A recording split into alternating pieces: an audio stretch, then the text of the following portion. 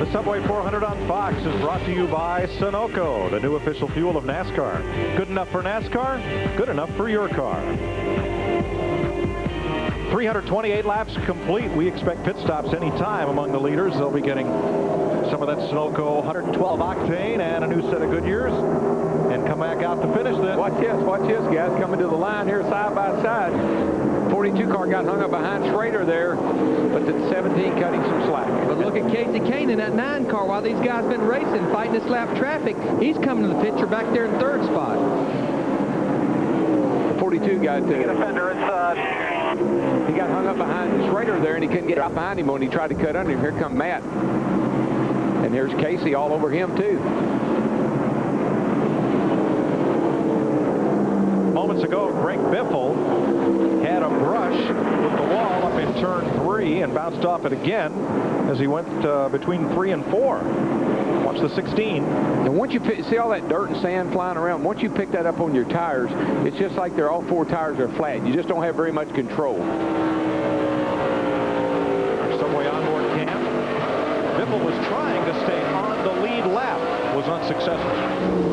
And speaking of lead, let's see if it changes here. Now, Larry, you know that 17 car normally on the long run is pretty good, usually at the end of a long run, and that's where we are right now. And I tell you, I think that's where the 9 car, Casey Kane, has been so good on the long run. And I just look at everything that kid has overcome today with that wedge wrench, the penalty. Now he's back up here battling for the lead with these guys. And he passed him where he said he was better than McMurray was, down in 1 and 2. 60 laps to go. One more pit stop in the offing. Busch running in 4th place. Jeannie, problem there? Yeah, just a couple laps away from what Kurt Busch is probably calling a mandatory pit stop. He has asked repeatedly, how many laps on these tires? I forgot, because I can feel it.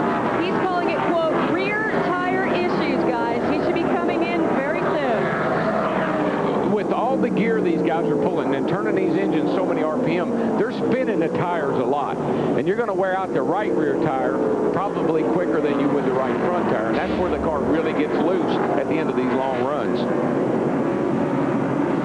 Busch a contender for the win here 1 year ago. Behind him, Rusty Wallace, Sterling Marlin, and then the 0 of Ward Burton in 7th place.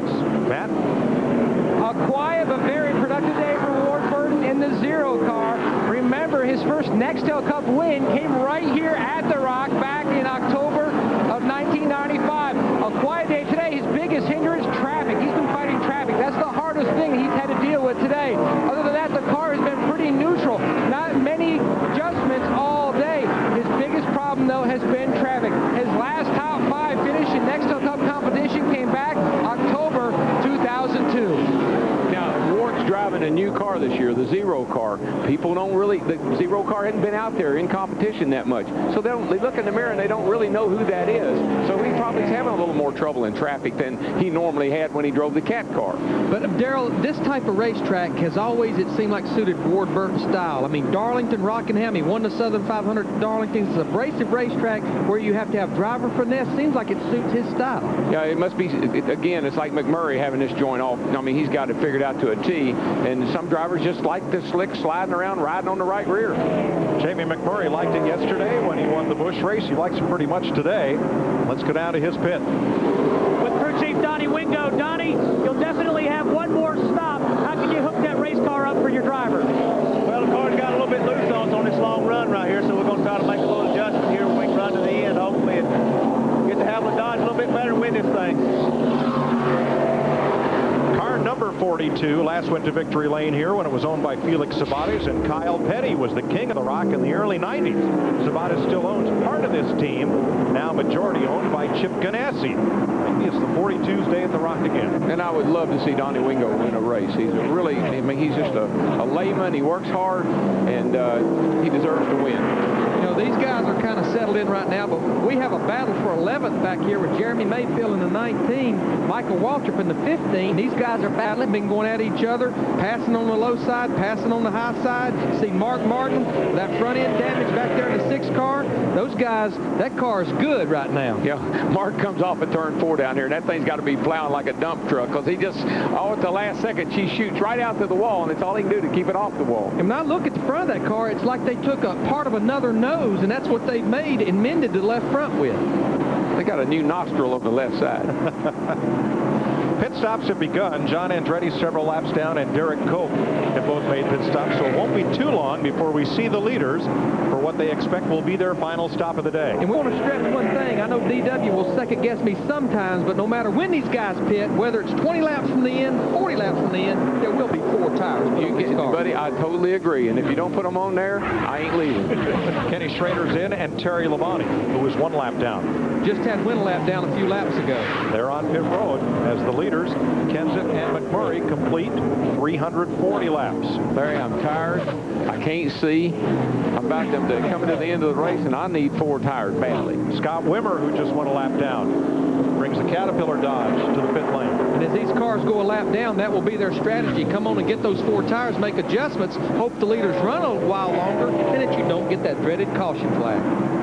One car whose handling has really fallen off, Elliott Sadler, has slipped back and been lapped by the leader. There you see Frankie Stoddard, Scott Wimmer's crew chief on the pit box, observing the stop. Kevin Harvick in the 29 car, he's about to go a lap down, and I'd say he'll be to pit road pretty soon here, Matt.